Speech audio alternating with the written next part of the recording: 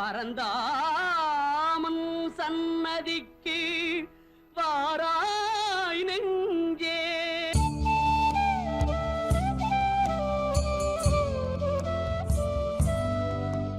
என்னை ஆட்கொண்டு வழி நடத்தும் என் சச்சிதானந்த சத்குருமூர்த்தியின் திருப்பாதங்கள் கோடி கோடி நமஸ்காரம். அன்பான பக்தர்களே, இன்று குருவாரம், வியாழக்கிழமை, மிக முக்கியமான ஒரு நாள். அதாவது வருகின்ற 15ஆம் தேதி மகா சிவராத்திரியும் மகா சக்தி வாய்ந்த யாகமும் நடைபெறும். 4 சாம பூசைகள் நடைபெறும். அப்போ நாங்கள் மனம், வாக்கு, காயம் இது 3ம் சுத்தமாக, எங்கள் மனம் சுத்தமாக இருக்கணும். வாக்கு, எங்களுடைய நாவில் ஏற்படுற வாக்கு சுத்தமாக இருக்கணும். அதாவதுனா இன்னொரு ஆளுக்கு நோப்படுத்தாமல் வாழ்தல், வாழ விடுதல் அப்படின்னு. நாங்கள் எங்களுக்கும் மனதுக்கும் உடலுக்கும் துன்பம் கொடுக்காமல் இருந்தால் வாழ்தல், பிறருக்கும் பிறர் மனதுக்கும் உடலுக்கு நாங்கள் துன்பம் கொடுத்தோம்டா என்ன செய்தோம்? கொடுக்காமல் இருந்தோம்டா வாழ விடுதல். அப்போ நாங்கள் எங்கள் மனம், வாக்கு, காயம் இது 3ஐயும் பாருங்கள் சுத்தமாக வச்சுருந்தா, நீங்கள் மச்சம் சாப்பிட்றாக்கள் விண்டையிலிருந்து பாருங்கள் ஒரு விரதம் மாதிரி விட்டு 15ஆம் தேதி நீங்கள் வரும்போது நேரடியாக சிவபெருமானுடைய அருளுக்கு நாங்கள் நிச்சயம் கிடைக்கும். என்னுடைய சொன்னால் நாங்கள் சுத்தமாக இருந்தால் சுகம் வரும், சுகம் வரும்னு சொல்லி அகம் புறம் நமக்கு கிளியராக இருக்கும்போது 2ம் சேர்ந்து தான் எங்கள் உடல் விண்ணும் மண்ணும். அப்போ நாங்கள் மச்சம் மாம்சம் சாப்பிட்றாங்களோ இண்டையிலிருந்து நீங்கள் ஒரு விரதம் மாதிரி இருந்தால் வருகின்ற 15ஆம் தேதி உங்களுக்கு இறைவனுடைய அருள் இந்த 4 சாம பூசைக்குள்ளே அங்கே நிச்சயம் உங்களுக்கு இறைவனுடைய அருள் கிடைக்கும். என்னுடைய இறைவனை இங்கே சித்தர்கள், யோகிகள், மகரிஷிகள் பூமியில் இறைவனை இறக்கி அருளை கொடுக்க சொன்னால் இறைவன் இறங்குவார் என்றால் குருவருள் இல்லாமல் திருவருள் இல்லை. அப்போ இந்த மகா சிவராத்திரியில் நாங்கள் பங்கு பெற்றும் போது அம்பிகைக்கு 9 ராத்திரிகள், சிவமுக்திக்கண்டு ஒரு ராத்திரி தான். அந்த ராத்திரியில் பாருங்கள் சிவனுடைய அருளுக்கு நம்ம பாத்திரமாகணும்னு சொன்னால் இந்த மனம் பாத்திரம். இப்போ அட்சய திதி அப்படின்னு சொல்லிட்டீங்கன்னா இந்த மனம் பாருங்கள் அட்சய பாத்திரம், அல்ல குறையாது. அப்போ இந்த மனம் சுத்தமாக இருக்கும்போது பாருங்கள் இந்த மனத்தில் பாருங்கள் என்னையும் நிறைய பொருளாதாரம் இருந்து எல்லா இதுகளும் ஈர்க்கப்படும், குறையாமல் இருக்கும். அதான் மனம் தான் அட்சய பாத்திரம் அப்படின்னு சொல்லுவார். அப்படி மனம் அது செம்மையானால் மந்திரம் ஜபிக்க தேவையில்லை அப்படின்னு சொல்லியிருக்கார் திருமூலர்னு சொன்னால், இந்த மனம் செம்மையாகுவதற்காகத்தான் நாங்கள் மந்திர பாராயணம் பண்ணுறோம். இந்த மனத்தை நாங்கள் சுத்தமாக வச்சுருந்தால் சுகமாக வாழலாம்னு சொல்லி நல்லா யோசிச்சு பாருங்கள். உங்கள் வீட்டில் ஒரு வேலைக்காரர் இருக்கிறாரு. அப்போ அந்த வேலைக்காரன் பாருங்கள் நீங்கள் சொல்கிற மாதிரி தான் அவர் செய்யணும். அப்போ நாங்கள் சொல்கிற மாதிரி வேலைக்காரம் செய்தால் என்ன செய்வோம்? அவரை கொண்டு நாங்கள் வேலையை செய்விச்சு எங்களுக்கும் அவர் மூலம் வருமானம் வரும், அவருக்கும் வருமானம் வரும். அவர் சொல்கிற மாதிரி நாங்கள் முதலாளி இயங்குனா என்ன செய்யும்? வேலைக்காரன் சொல்கிற மாதிரி எங்களுக்கும் வருமானம் இல்லை, அவருக்கும் வருமானம் இல்லை. இப்போ நாங்கள் பாருங்கள் வேலைக்கு ஒரு ஆள் வச்சிருக்கிறோம்,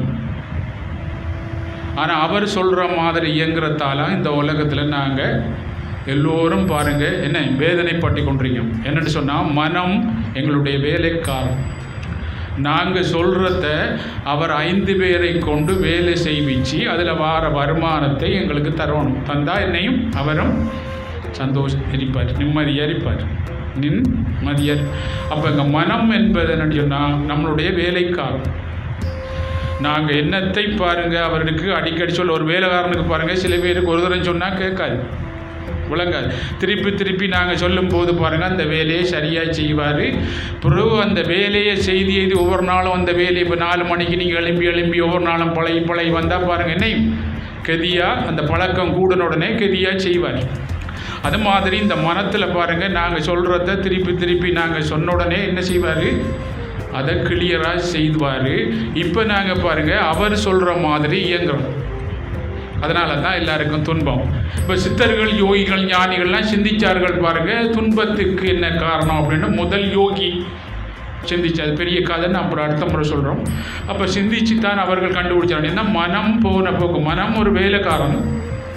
அந்த மனம் சொல்கிற மாதிரி போய்தான் நாங்கள் வேதனைப்பட்டு கொண்டீங்க. மனத்தை பாருங்கள் என்ன செய்தாங்க, அவர்கள் சொல்கிற மாதிரி இயங்குகிற அளவுக்கு அதை கொண்டு வந்து தான் வழிகாட்டினார்கள். அப்படி அந்த மனத்தை அவர்கள் சொல்கிற மாதிரி கொண்டு வரதுக்காக தான் யாகங்கள், யக்ஷங்கள், தியான யபங்கள், இப்படிப்பட்ட கூட்டு பிரார்த்தனைகள் பாருங்கள், கூட்டு வழிபாடுகள், மந்திர பாரணை எல்லாம் கொண்டு வந்தார்கள்னா அந்த மனத்தை பாருங்கள் என்ன செய்யும், நாங்கள் சொல்கிற மாதிரி இயக்குவதற்கு இதுகளெல்லாம் பாருங்கள் என்ன உதவி செய்ய. இப்போ நம்மளுக்கெல்லாம் பாருங்கள், ஒரு பாடசாலையவே படித்து பாருங்கள் பாஸ் பண்ணி பிறகு கேம்பஸ் பல்கலைக்கழகம் போய் வேலை செய்கிற மாதிரி இந்த மனத்தை பாருங்கள் கொண்டு வரதுக்கு ஒரு குருகுலத்தில் நாங்கள் போனோம், ஒரு குருக்கிட்ட படிக்கிறதுக்கு.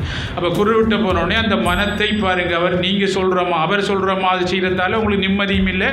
நீங்கள் என்ன வேலை பாருங்கள் சொன்னாலும் பாருங்கள், என்ன வேலை செய்ய நினைச்சாலும் செய்ய விடையும் மாட்டார், இருக்கையும் விட மாட்டார். இப்போ நான் பூசைக்கெல்லாம் பாருங்கள் உங்களை கடும் கஷ்டப்பட்டு தான் வந்திருப்போம், ஆனால் இங்கேயும் இருக்க விட மாட்டார்.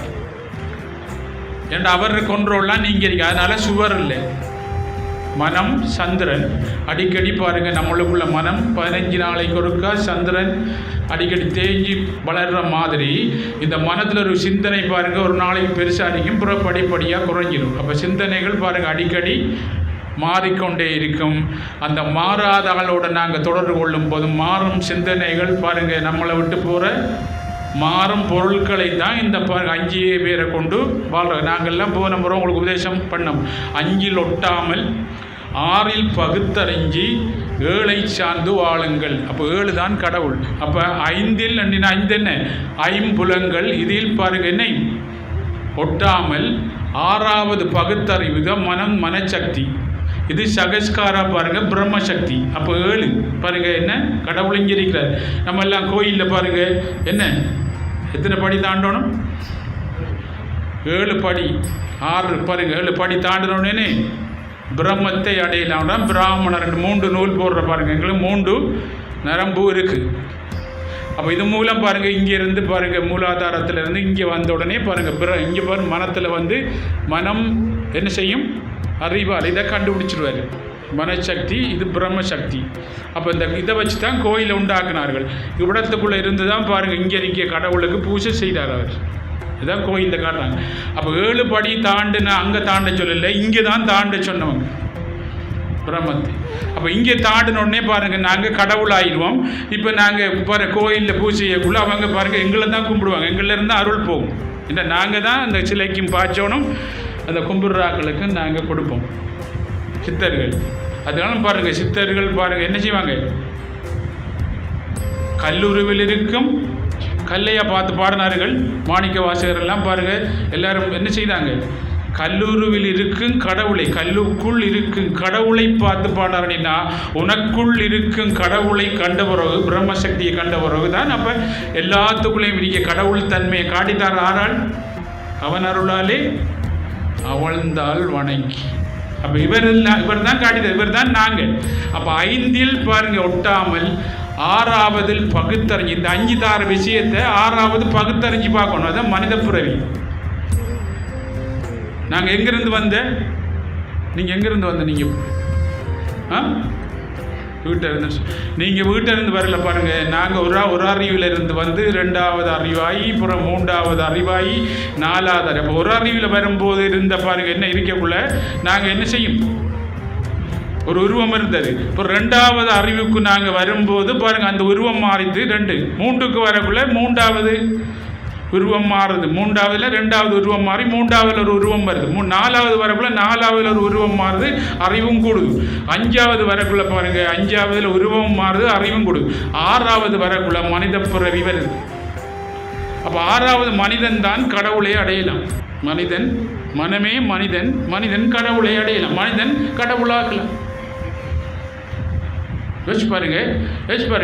அப்போ அங்கே அப்புறம் 6வதுக்கு வந்தோடனே மனிதன் ஆகினா உருவங்கள் மாறாது, அறிவுகள் கூட்டிக்கொண்டு போகும் பாருங்க. இப்போ மனிதன் கடவுளாகி பிறகு மனிதன் பாருங்க பல அறிவுகள் கூட்டிக்கொண்டு போகிறதுனா சேட்டலைட்டுகள் செல்போன்கள் எல்லாம் அறிவு கூட்டிக்கொண்டே போகுது. ஆனால் உருவம் மாறாது, உருவம் மட்டுமா மற்ற இதில் இருந்து. அப்போ எங்கேருந்து வந்தேன், ஒரு அறிவில் இருந்து தான் நாங்கள் வந்தோம். இப்போ ஆறாவது அறிவு வந்தோடனே மனித பிறவி. அப்போ மனிதன் பாருங்க, மனம் தான் மனிதன், மனமே மனிதன். மனிதனுக்கு தான் பாருங்க ஒரு பேர் வச்சிருக்காங்க இங்கிலீஷில் மேன், அப்படி இப்படியோ ஒவ்வொரு ஆட்களுக்கும் பாருங்க மனிதன் ஒவ்வொரு பாஷையிலேயே ஒரு பேர் வச்சிருக்காங்க மனத்துக்கு தான். அப்போ மனம் என்ன 5 ஒட்டாமல் 6 5 கொண்டு வர விஷயங்கள் அவங்க வேலைக்காரன் கூட 5 பேரும் 5 பக்கம் போய் பாருங்க உழைச்சிட்டு எல்லாம் கொண்டு வராங்க. கொண்டு வந்தோடனே 6ஆவதாக பகுத்து பார்க்கணும். அப்போ பகுத்து பார்க்கறதுக்கு இப்போ அறிவில்லை நாடி 5 கொண்டு வரத்தை திங்க் பண்ண வைக்கிறாங்க. அப்போ இந்த 6ஆவது ஆள் என்ன செய்வோம், இந்த 5 இந்த 6 இவரை கவனிக்கணும். அப்போ இந்த வாசி பாருங்க, வாசிக்கும் இந்த மனத்துக்கும் தொடரும். வாசண்டா என்ன, காற்று. அப்போ புருவ மத்தியில் நாங்கள் கவனித்தாலும் பாருங்கள் மனத்தில் இருக்க அழுக்கு இல்லாமல் போகும். சுவாசத்தை கவனித்தாலும் இல்லை. இதில் தான் சித்தர்கள்னா வாச அடங்குனால் மனம் அடங்கும், மனம் அடங்குனா வாச அடங்கும். வாசண்டா காற்று தான் விளக்கம். யோசிச்சு பாருங்க.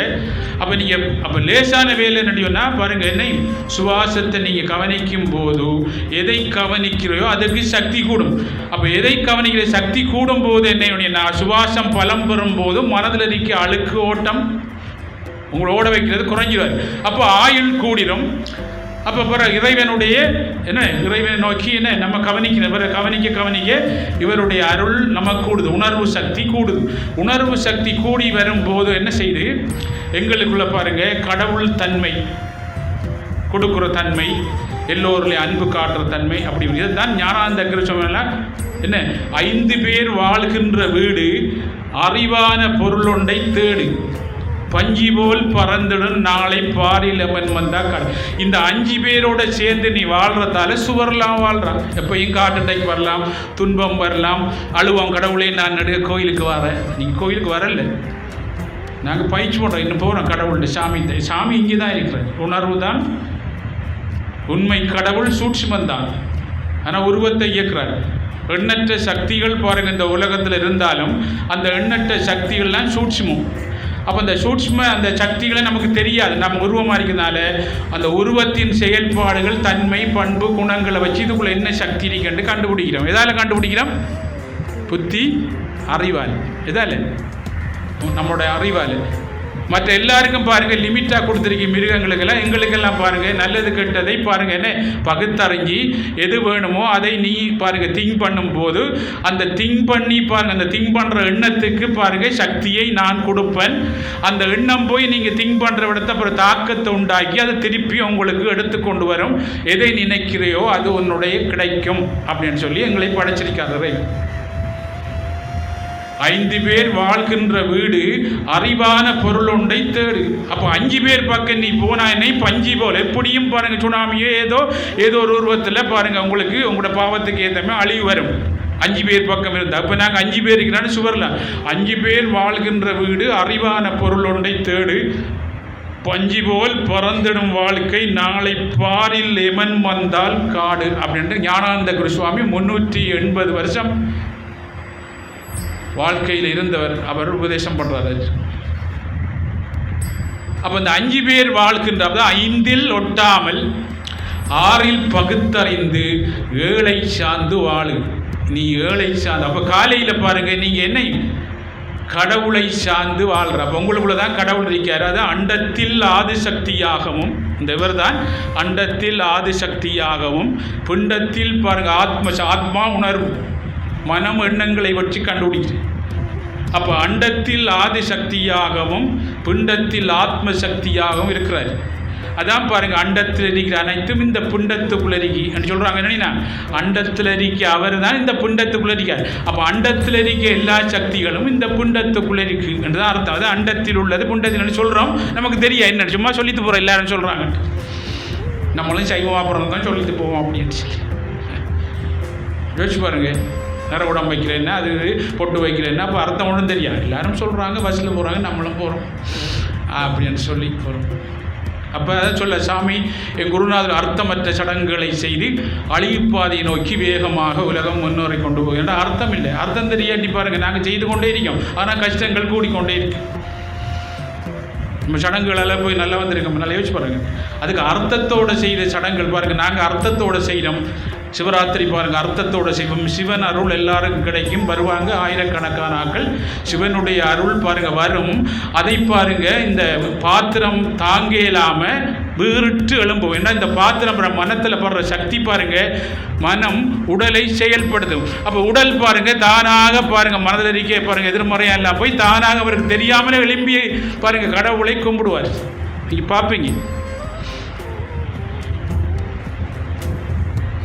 அப்படிப்பட்ட மாபெரும் மிக சக்தி வாங்கினா இறைவனை கீழே இறக்கணும் முடியும்னா யார் இறக்கணும்? விஸ்வாமுத்திர மகரிஷி பாருங்க என்ன செய்தார், இன்னொரு இதே படைச்சார். அப்படி பாருங்க ரிஷிகள் மிக சக்தி வாய்ந்தவர்கள் பாருங்க. இந்த கடவுளை இறங்கி ஆடு அப்படின்னா அவங்க ஆடுவார்கள், ஆடி ஆகணும். அப்போ ஆறு பெருசு பாருங்க, கடவுளை காட்டுற ராமபுரான் பாருங்க. ஸ்ரீமன் நாராயணனே இங்கே வந்த உடனே மனித பிறவி எடுத்த உடனே பாருங்க என்ன மனத்தை சார்ந்து வாழும். அப்போ அவரே பாருங்க அழுறாரு, தன்னுடைய மனைவி போய் தாண்ட அழுறாரு. உடனே வசிஷ்டர் சிரிக்கிறார், மனுஷனாக பிறந்தா இவ்வளோ சிக்கல் பாருங்க, பகவானே இங்கே பிறந்தால் வச்சு பாருங்க இவ்வளோ சிக்கல் எல்லாம் தாண்டி தான் அவரை பாருங்க ஒரு குருவிட்ட போய் தொட்டு காட்டுறாரு.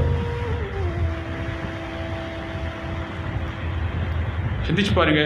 அப்போ யோசிச்சு பாருங்க. அப்போ கடமையை சரிவர செய்வதும் திருப்தியுடன் உண்பான், எல்லோராலும் மதிக்கத்தக்கதான் வாழ்வான் அப்படின்னு சொல்லி சுவாமி சிவானந்திக்கிறார். உன்னுடைய கடமையை நீ சரியாக செய்தால் யோகமானடா. கடமையை சரியாக செய்யணும்டா என்ன? 5 ஒட்டாமல் 6 பகுத்தறிஞ்சு 7 சார்ந்து வாழ்றப்ப நீங்கள் 7 சார்ந்து வாழ்ந்தால் தான் கடமையை சரிவர செய்ய விடுவார். கடவுளை சார்ந்து வாழ இல்லாட்டி கடமையை சரியாக செய்ய திருப்தியோட உள்ளாமா? நம்ம நீங்கள் திருப்தியோட சாப்பிட்டீங்களா? அன்றைக்கு எங்கே சாப்பிட எவ்வளோ யோசனை, சரியான சிக்கல். சாப்பிட்டீங்களா? நித்திரோண்டிங்களா? கொள்ளையில் கடன் கஷ்டப்பட்டு தான் நித்திரோடும். இங்கே வரக்குள்ளையும் பாருங்க கஷ்டப்பட்டு தான் வருவோம். 4 மணிக்கு எழும்ப விடுறாரு லாரு. நீங்கள் சொன்னால் 4 மணிக்கு உங்களை நீங்கள் எழும்பணும். நீங்கள் சொன்னால் பாரு 4 மணிக்கு எழும்பணும் ஒன்று பார்த்தோன்னே உங்களை விடுறாரு லாரு. 4 மணிக்கு எழும்புனா இறைவன் அருள் கிடைக்கும். ஆனால் இறைவன் அருளை கிடைக்க விடாமல் உங்களை சொவிஷா படுன்னு சொல்கிறாரு. யார் சொல்கிறாரு? உடம்பு சொல்கிறாரு. உடம்பு ஆரை இயக்குறது? 5 பொறிகளை மனம். அப்போ மனம் ஆறு? நம்ம வேலைக்காரன். நம்ம பாரு கைப்பொம்மையாக இருக்கிறோம், வேலைக்காரன். நீங்கள் படிக்கிறீங்க, உங்களை பாஸ் பண்ண விடுறாருல்ல. ஏன் நீங்கள் படிக்க, நீங்கள் பாஸ் பண்ணணும். ஏன் என்ன செய்து? மனம் உங்களை கட்டுப்பாட்டில் வச்சிருக்காரு. சொல்லுங்க, வேர்ல்டில் மனம் எங்களை கட்டுப்பாட்டில் வைக்கல ஒருத்தர் சொல்லுங்க. அதான் வேர்ல்டில் சிக்கல் இப்படி கூடிக்கொண்டு பாருங்க. எவ்வளோ சுவர் இல்லாமல் வாழ்ந்து கொண்டீங்க. நீங்கள் என்னதான் சேர்த்தாலும் சுவர் இல்லை. ஏன்னா ஒரு சுவர் இல்லாத ஆள் தான் உங்களை இயக்குறாரு. அப்போ 5 பாருங்க ஒட்டாமல் 6 பகுத்தறிஞ்சு 7. அப்போ அவர் சொல்றார் பாருங்க என்ன? கடமையை சரிவர செய்வதும் திருப்தியுடன் உண்பான், எல்லோராலும் மதிக்கத்தக்க வாழ்வான்.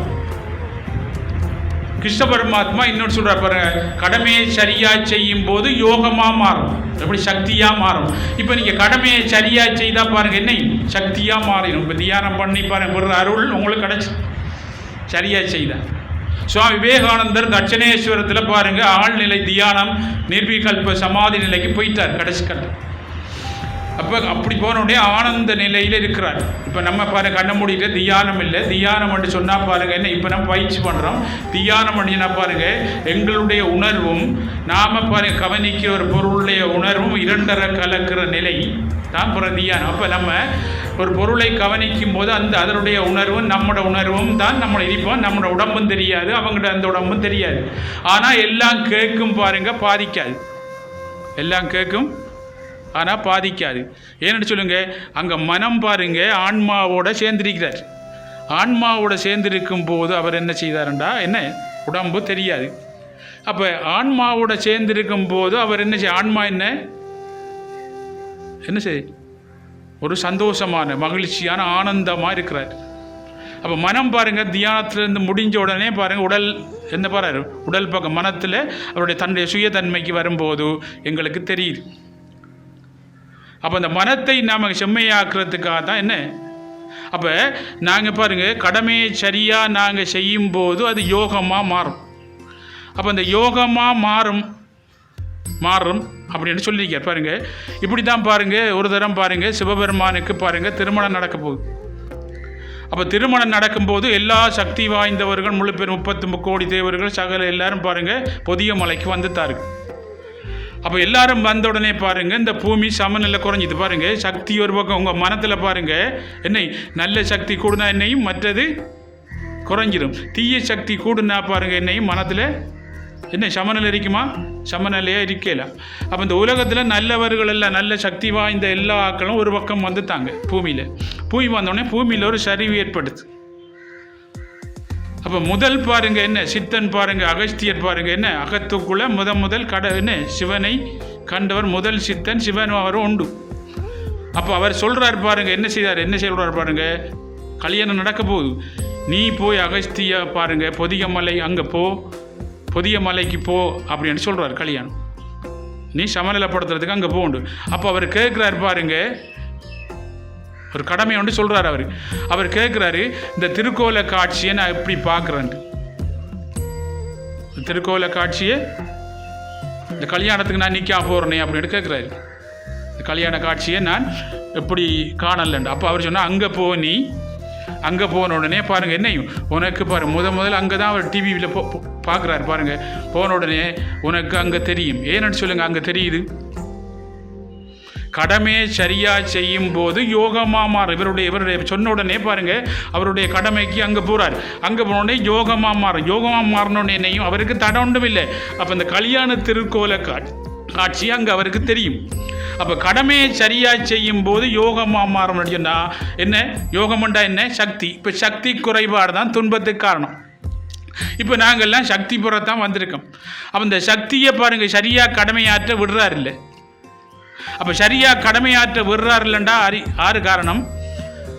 நாங்கள் எங்கள் மனம் பாருங்கள் நாங்கள் சொன்னால் தான் செய்யணும். இப்போ நாங்கள் அவர் என்ன சொன்னால் எங்களுக்கு என்ன செய்கிறார், அவர் வேலைக்காரன். இப்போ நம்ம பாருங்கள் ஆறு வேலைக்காரன் உங்களுக்கு என்ன செய்கிறாரு, வேலை சொல்கிறார், பொய்த்திராத எழும்பிடாத ஒன்றும் சொன்னு சொல்கிறார். இப்போ அவர்கிட்ட நாங்கள் சொல்லணும். அப்போ அவர்கிட்ட சொல்கிறோண்டா என்ன செய்யும், நாங்கள் இப்படிப்பட்ட இதுகளெல்லாம் செய்து தியான யபங்கள் இது பண்ணி ஈடுபடுத்தி இப்படியெல்லாம் நாங்கள் சிவராத்திரி இப்படி இதுகளெல்லாம் வந்து போகல என்னையும். நல்லாரை காண்பது நன்று, நல்லார் சொல் கேட்பது நன்று, நல்லாரை நினைப்பது நன்று, நல்லாரை பார்ப்பது நன்று. நல்லார் பக்கம் நாங்கள் போங்களும் நாங்கள் என்ன செய்யும் சந்தோஷமாகிறோம். ஒரு சின்ன கதை பாருங்க. வள்ளுவர் சாப்பிடும் போதெல்லாம் ஒரு செம்புல தண்ணியும் ஒரு ஊசியும் கொண்டு வைங்க அப்படின்னு சொல்லி வாசிக்கிட்டு சொல்வார். அப்படி அவவும் பாருங்க அந்த அம்மா பதிபக்தி, மனத்தை சார்ந்து வாழாமல் இறைவனை சார்ந்து வாழ்றவர். அப்போ ஒவ்வொரு நாளும் கொண்டு வைப்பா, ஆனால் அது அவர் தொடையில் அப்புறம் எடுத்து கொண்டு வைப்பா. ஒரு நாள் கேட்குறா பாருங்க, நான் இந்த இது செம்பில் பாருங்க செம்பும் வச்சு தண்ணியும் வச்சு ஒரு ஊசியும் வைக்க சொல்கிறீங்களே என்ன அப்படின்னு சொல்றாரு. அவர் சொல்கிறாரு, நீங்கள் இந்த சோறு பரிமாறும் போது ஒரு பருக்கேண்டான கீழே விழுந்தா அதை நான் குத்தி கழுவி சாப்பிட்றதுக்காக அந்த பிழையை பாருங்க நீ விடல் அம்மா அப்படின்னு சொல்லி செய்தார். நீ பெரிய ஒரு ஆள், சிந்தரத்துக்கு விடல்ல. ஏன்னு சொல்லுங்க, அவன் மனத்தை சார்ந்து வாழவில்லை.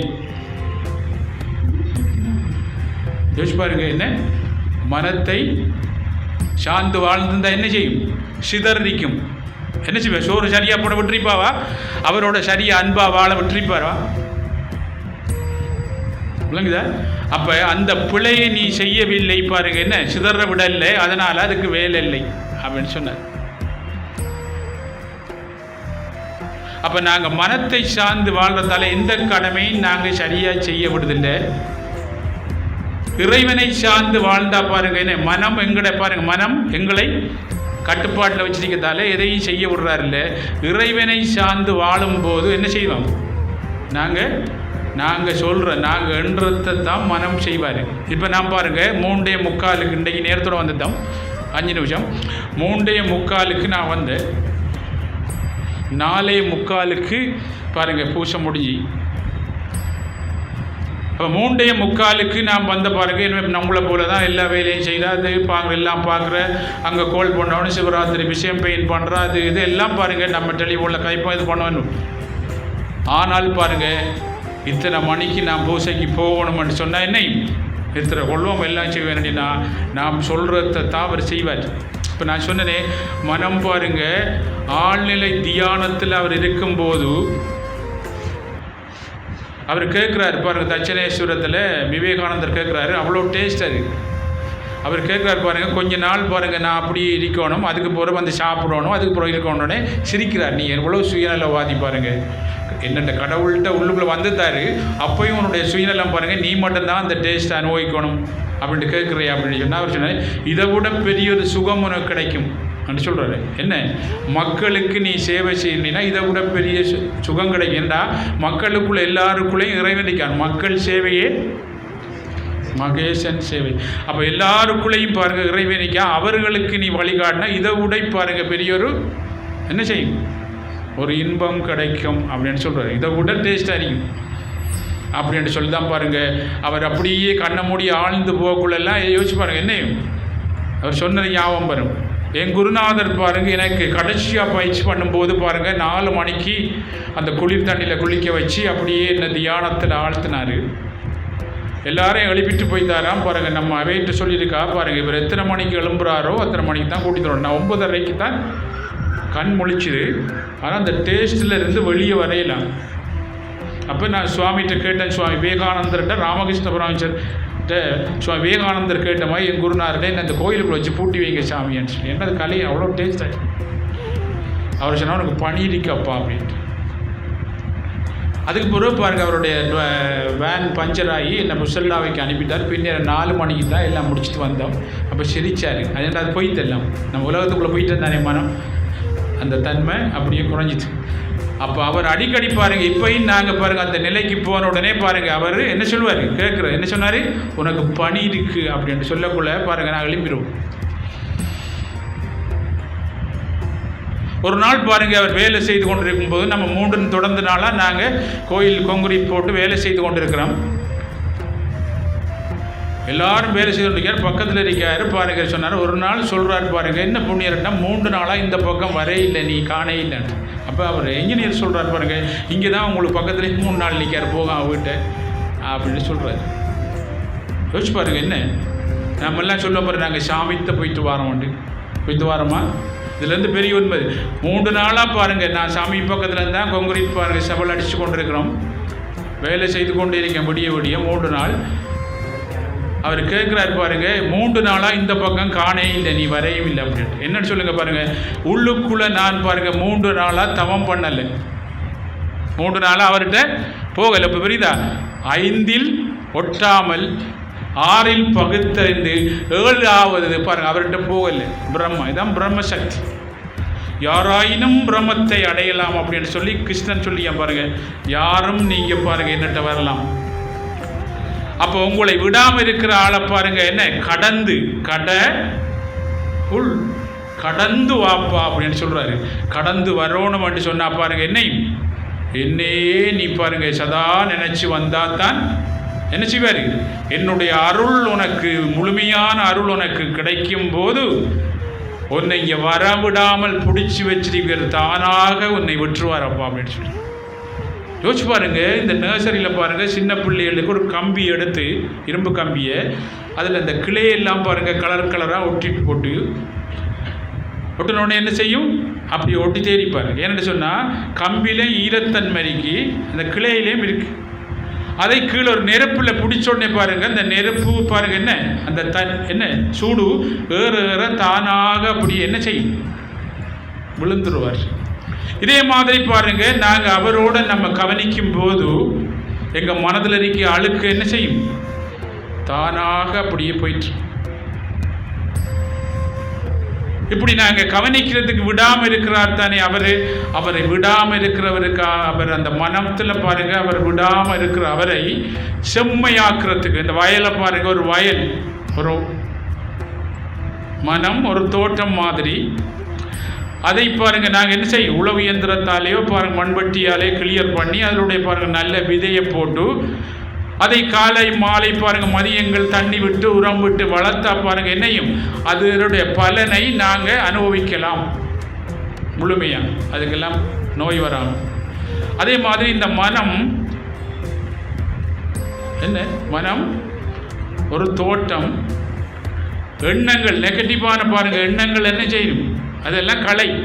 அதை பாருங்க நாங்கள் என்ன செய்யணும், அங்கே டிராக்டரில் அழிக்கிற மாதிரி மனத்தை மந்திரத்தால் செம்மையாக்குறோம்.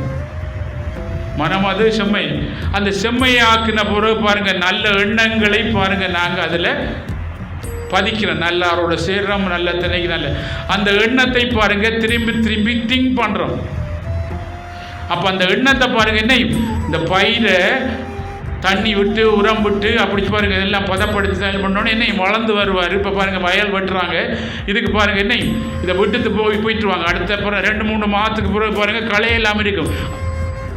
அதை டிராக்டர்லாம் போட்டு அடித்து பாருங்கள் அந்த கட்டெல்லாம் கட்டி பாருங்கள் எலி பொந்துருக்கான்னு சொல்லி எல்லாம் போட்டு தண்ணியெல்லாம் கட்டி எல்லாம் செய்து பாருங்கள் அளவுள்ள அடித்து அப்புறம் விதையை போட்டு புல் வராமல் அது வராமல் பாருங்கள் என்ன எல்லாம் செய்து வளர்ந்தோடனே என்ன செய்யும், 80 மூட 90 மூட வருது. அது பலனை சந்தோஷமான வைக்கிறாங்க. இது ஒன்றும் செய்யாமல் போட்டு வயலில் விதைச்சி போட்டு வந்தால் என்ன செய்யும், நீங்கள் காலையை ஒழுங்க மாட்டீர்கள், பின்னேரம் செய்ய மாட்டீர்கள், பூச்சைக்கும் வரமாட்டோம், ஒன்றும் செய்ய மாட்டோம், என்ன வளரும், களை வரும். களை வந்தால் என்னையும் சுவர் இல்லை காட்டுலைக்கு அப்புறம் என்ன வரலாம், இயற்கை சீட்டங்கள் என்னத்தாங்க சிந்திச்சு பாருங்க. அப்போ அந்த மனத்தை பாருங்க ஒவ்வொரு நாளும் காலையும் மாலையும் பாருங்க நாங்கள் என்ன கவனிச்சு பாருங்க பூசிகளுக்கெல்லாம் வந்து நல்லாரோட சேர்ந்து உபதேசங்கள் கேட்டு வரும்போது என்னையும் எங்களுக்குள்ள என்ன செய்யும், இருக்கிற கோபம் குரோதம் பொறாமை எல்லாம் வரும். இந்த செந்தாமரை பாருங்க சேற்றுக்குள்ளே இருந்தாலும் சேர ஒட்டாதனால அது மதிப்பாக இருக்காது, கோபுரத்தில் இருக்காது. நான் பிள்ளையாருக்கு அதை சொன்ன மாதிரி. அப்போ சேர்ன இந்த கோபம் குரோதம் பொறாமல் இந்த சேர்ன இந்த உலகத்துக்குள்ளே நீங்கள் செந்தாமரை மாதிரி ஒட்டாமல் இருக்கணும்னா என்ன செய்யணும், இப்படிப்பட்ட இடத்துக்கு வரணும். ஏன்னா கோபத்துக்கு ஆயுள் குறைவு, கோபத்தால் வந்த வார்த்தைக்கு ஆயுள் கூட. அது நம்ம கடைசி மட்டும் எங்களை பாருங்க கொண்டு போட்டுரும். நிறைய கோபக்காரர்கள் போன கடைசியில் பாருங்கள் என்னவாங்க கடும் வேதனை. அப்போ கோபத்துக்கு ஆயுள் குறைவு, கோபத்தால் வந்த பாருங்க என்னை அந்த வாக்குக்கு பாருங்க என்னை வார்த்தைக்கு ஆயுள் கூட. அது கடைசி மட்டும் எங்களை பாருங்க வேதனைப்படும். நீங்கள் பண்ண குவிக்கிறீங்களே அதுக்கு ஆயுள் குறை, ஆயுள் கம்மி, கொஞ்சம் தான் டக்குன்னு போயிட்டு இருக்கும். ஆனால் அதால் போன பாருங்க என்ன சொல்லுக்கு பாருங்க ஆயுள் கூட. அதான் பாருங்கள் உங்களுக்கு கோபம் வந்தால் அது அப்படியே இருந்துருவார் பாருங்கள், அதுக்கு ஆயுள் கூட. அதுக்கு அப்புறம் அடிக்கடி நாங்கள் அது வரும், அடிக்கடி அதை வளர்க்குறோம் தண்ணி ஊற்றி. இப்போ நீங்கள் தியானம் பண்ணோன்னே என்னையும் கடவுளுக்கு தண்ணி கொடுத்து பாருங்கள் என்ன வளர்க்குற மாதிரி பாருங்கள் என்ன பயிருக்கு வளர்க்குற மாதிரி. இப்போ எதை வளர்க்குறோம், அடிக்கடி அது வரக்குள்ள அதை திங்க் பண்ணும், ஐயோ வளரப்போ. அப்போ தான் பிற்காலத்தில் என்னை நோவெல்லாம் உண்டாக்கி வேதனைப்படுத்தி பாருங்கள் ஒருவரும் வராமல் என்னை கொல்ல வைப்பாட்டு வளர்க்குறான் அவர். யோசிச்சு பாருங்க.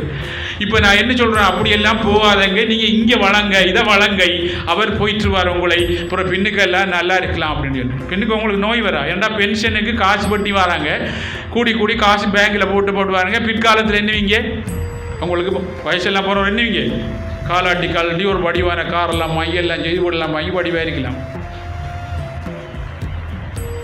இப்போ நீங்கள் நான் இப்படி பண்ணி கவனித்து நல்லதெல்லாம் கூட்டி நல்ல அன்பு பணிவு எல்லாம் கூட்டி வந்த என்னையும் மகாலட்சுமி வந்துடுவா. ஒரு சின்ன கதை சொல்கிறோம்.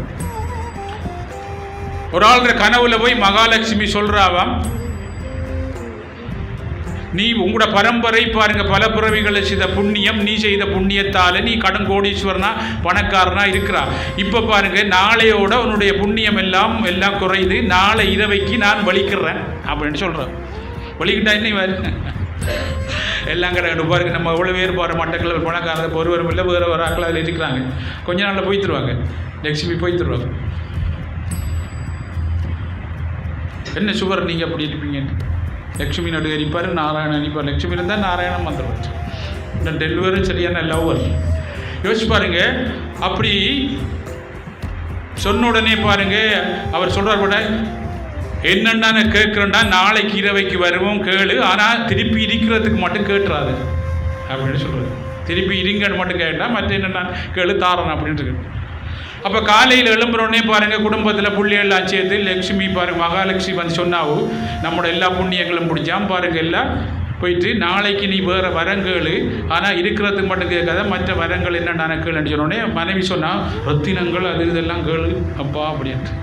எல்லாம் காட்சிக்குள்ளே கிடக்கிறவன் தானே கேளுண்டு. மகளின் சொன்னால் பாருங்கள் வீடு வாங்கலா கார் இதெல்லாம் கேளப்பா அப்படின்னு சொன்னார். இளைய மகள் சொன்னாலாம் பாருங்கள், இதெல்லாம் பாருங்கள் நீங்கள் பரஸ்பரம் நாங்கள் குடும்பத்தில் அன்பாக இருக்கணும்னு கேளப்பா அப்படின்னு சொன்னார். உடனே யோசிச்சார், பரஸ்பரம் குடும்பத்தில் அன்பாரிக்கணும் அப்படின்ட்டு கேளுங்க அப்படின்னு சொல்லி அப்போ இதை ஏகமானதாக தீர்மானிச்சுட்டார். இதை தைர வைக்க கேட்கணும்ட்டு. அப்போ இரவு படுக்கிறாராம் பாருங்கள், மகாலட்சுமி வர என்ன மாதிரி கேள்வி அவர் சொன்னார். ஆனால் இருக்கிறதுக்கு மட்டும் கேட்டுறாத, மற்றதை கேளுன்னு சொன்னோடனே கேட்குறாங்க. நாங்கள் குடும்பத்தில் எல்லாரும் பரஸ்பரமாக அன்பாக இருக்கணும் அப்படின்ட்டு சிரிச்சாவும். திருப்பி என்ன நீ இங்கே வச்சுத்தாங்க, இந்த குடும்பத்தில் பரஸ்பரம் நாங்கள் அன்பு இருந்தால் பாருங்கள் மகாலட்சுமியும் ஜெரிப்பா அடுத்த திரும்பி. அப்போ குடும்பத்தில் நடுக்க சண்டை பிடிச்சவன்டா என்ன மகாலட்சுமி போயிட்டுருவாவும். அப்போ ஆறு வருவா, அவரோட அக்கா இருக்கார். இன்பம் கூடுனா துன்பம் வரும், துன்பம் கூடுனா இன்பம் வரும். என்ன மகாலட்சுமி போன ஆறு வருவா, மூதேவி என்று சொல்லுவாங்க. கிளம்பையும் மாட்டா, சாமியும் முடியும் மாட்டா, வீட்டு வேலையும் செய்ய மாட்டா, புருஷனோடையும் அன்பாரிக்க மாட்டா, ஆஃபீஸ்லேயும் அன்பாரிக்க மாட்டா, சரியான மூதேஸ்வராவல் அப்படின்னு சொல்லுவாங்க. அந்த ஆள் வந்துடுவாங்க. யோசிச்சு பாருங்க, சொல்லுவாங்க என்ன யதார்த்தமாக நம்ம கதைக்கிறதே தான். ஒன்றும் செய்ய மாட்டாள் என்று சொல்லுவாள். மூதேவி பிடிச்சிருக்கி, தலையும் விழுக்க மாட்டாள், பல்லும் திட்ட மாட்டாள் அப்படின்னு சொல்லுவாங்க. அப்படி சொல்கிறோம். அப்போ பாருங்கள், இப்படி வந்தா மகாலட்சுமி வந்தா என்னையும் பிரகாசம் மாறி பண்ணாங்க பாருங்கள். எங்களை எல்லாரும் பார்ப்போம். என் குருநாதர் அடிக்கடி சொல்லுற காயத்ரி மந்திரம் சொல்கிற ஆக்கள் பஸ்ஸில் போனால் உங்களை எல்லாரும் பார்ப்பாங்கப்பா அப்படின்னு சொல்லி. அதனால் பிரம்ம தேசசாரியும் இளமையாக இருப்போம். என்னங்க மனதில் ஒன்றுமே இருக்காதுன்னா என்ன இறைவனுடைய அருள் இருக்கத்தால் பாருங்கள் என்னையும் இறைவன் மாதிரி பாருங்கள் பிரகாசமாக மகிழ்ச்சியாக இருக்கும். எல்லோரையும் பாருங்கள் நல்லவர்களை ஈர்க்கும். உள்ளுக்குள்ள இருக்காள் ஈர்ப்பார். ஆயிராமத்துக்கு உங்களை ஈர்க்கிறார் யார்? எவ்வளோ சிரம்பு சும்மா போவாங்களா பாருங்கள், எவ்வளோ பாருங்கள் நடந்து போகிறாங்க. ஈர்த்தெடுத்துருவார் உங்களை. எல்லோரும் பாருங்கள் ஒரு தேனை ஒரு பூவில் பாருங்கள் என்ன வண்டுகள் மக்கிற மாதிரி உங்களை தேடி எல்லாரும் வருவார்கள். அதான் சொல்லுவேன், கடமையை சரிவர செய்தவன் திருப்தியுடன் பாருங்கள் எல்லோராலும் மதிக்கத்தக்கதான் வாழ்வான். அவர்தான் வையத்துள் வாழ்வாங்கு வாழ்பவர்கள் வானுரையும் தெய்வத்துள் வைக்கப்படும் சொல்லிங்க. தான் இவர்கள் தான் வையத்துள் சரியாக வாழ்வார்கள், வானுரையும் தெய்வத்துள் வைக்கப்படுவார்கள். நட்சத்திரங்களாக பாருங்கள் என்ன உலகத்துக்கு என்றும் பாருங்கள் ஒளிமயமாக இருக்கிறவர்களாக வாழ்ந்து கொண்டே இருப்பார்கள். இங்கேயும் வாழ்ந்து அங்கேயும் போய் துருவனை போல பாருங்கள். துருவன் தவம் பண்ணி பாருங்கள் என்ன துருவ நட்சத்திரமாக இப்போ இருக்கிறார். அது பெரிய கதை, அடுத்த கிழமை சொல்கிறோம் துருவனை பற்றி. இப்போ துருவ நட்சத்திரமாக இருக்கார். நட்சத்திரத்தில் சரியான கஷ்டப்பட்டவர் துருவன். யோசிச்சு பாருங்க. அப்படி பாருங்க பெரிய பெரும்பாக்கியம். வையத்துள் வாழ்வாங்கு வாழ்பவர்கள் வானுரையும் தெய்வத்துள் வைக்கப்படும் சொல்லி நாங்கள்லாம் பாருங்க 5 பேர் வாழ்கின்ற வீடு அறிவான பொருள் ஒன்றை தேடு பஞ்சி போல் பறந்துடன் நாளை பாரில் எமன் வந்தா காடு. அப்போ 5ஐ சாராமல் 6இல் பகுத்தறிந்து 7ஐ சார்ந்து வாழ்கிற வாழ்க்கை. அப்போ 7ஐ சார்ந்து நீங்கள் வாழ்ந்தால் தான் 5இல் தாமரையில் தண்ணி ஒட்டாமல் இருக்கிற மாதிரி 5இல் ஒட்டாமல் 5 கொண்டு வரும். எல்லாத்தையும் கொண்டு வரும். இப்போல்லாம் பாருங்கள் உங்கள் வீட்டுக்கெல்லாம் எங்கள் பேங்க்கில் நீங்கள் வந்தால் லோன் எடுக்கலாம், எவ்வளோ தருவோண்டு. நீங்கள் ஆசையை கூட்டி உங்களை எடுத்த பிறகு கட்டைக்குள்ளே ஒழிக்க வேண்டி வரும் பாருங்கள். கட்டையில் யோசிச்சு பாருங்கள் எவ்வளோ கஷ்டமாக இருக்கும் பாருங்கள். எல்லாம் கட்டி அது மாதிரி இந்த 5 பாருங்கள் ஆசையெல்லாம் கூட்டி ஆசை அருமின ஆசை ஈசனோட ஆயிலும் ஆசை அருமினப்பா அப்படின்ட்டு சாமி நம்ம குருநாதர் சொல்வார். ஈசன்கிட்டையும் ஆசை வைக்கப்படா. இன்னொரு ஈசன் பாருங்கள் மாறுபடத்தில் வேறு இதெல்லாம் போட்டு வந்தால் மாறிடுவோம். ஆசை வச்சா அன்பு தான் வைக்கணும் பாருங்கள். அன்பு நிலையானது பாருங்கள். அன்பே சிவம். அதனால் பாருங்கள் மனிதன் உருவில் நடமாடும் கடவுளாக வாழ வேண்டியவன் மனித உருவில் நடமாடும் பயங்கர பிராணியாக வாழ்ந்து கொண்டிருக்கிறான் அப்படின்னு சொல்லி நம்ம குருநாதர் சொல்வார்.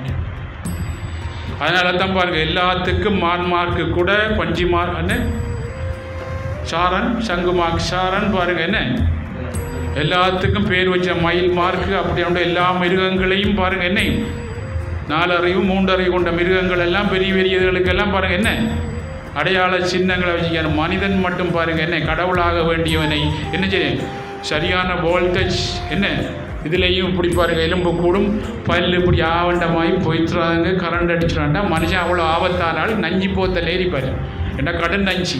அதனால தான் பாருங்கள் அந்த அதான் என்ன செய்ய மனித உருவில் நடமாடும் கடவுளாக வாழ வேண்டியவன் மனித உருவில் நடமாடும் பயங்கர பிராணியாக வாழ்ந்து கொண்டிருக்கிறதெல்லாம் போய்த்துறாங்க. மிருகங்கள்கிட்டனா போங்கப்பா ஆனால் மனுஷனுக்கிட்ட போய்த்துறாங்க பிடிச்சிருவான் அவன் நச்சு அவன் அப்படின்னு சொல்லி போட்டுக்காங்க கிட்டே போய்த்துறாங்க.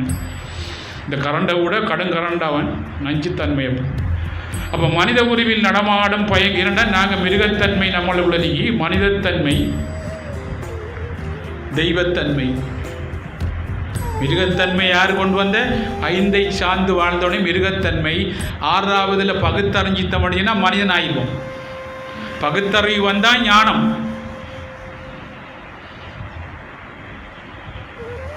விளங்குதா?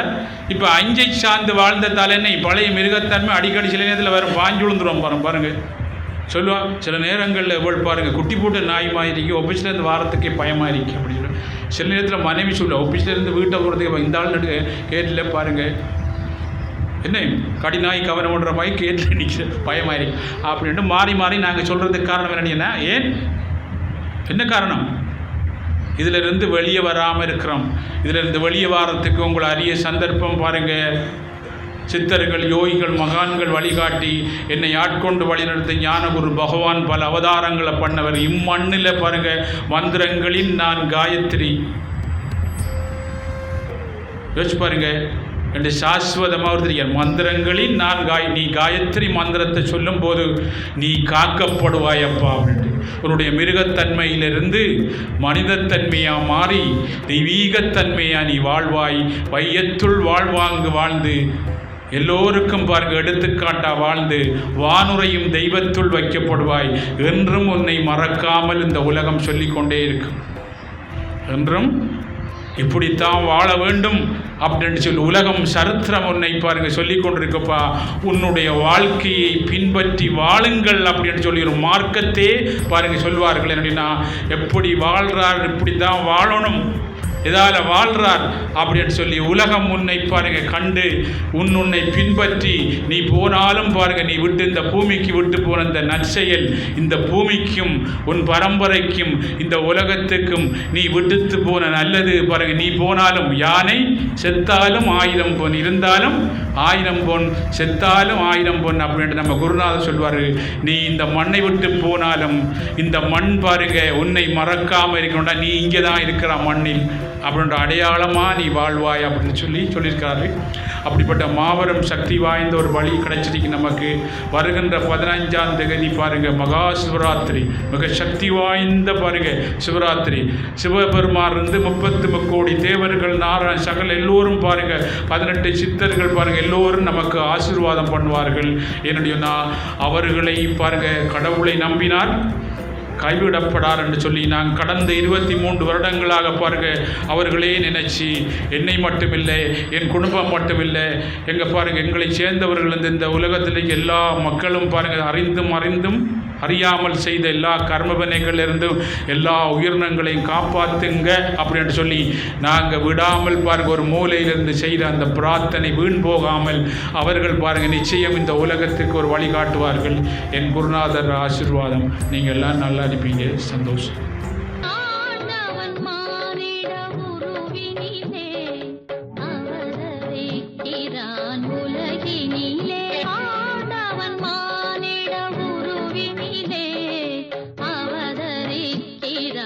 உலகினிலே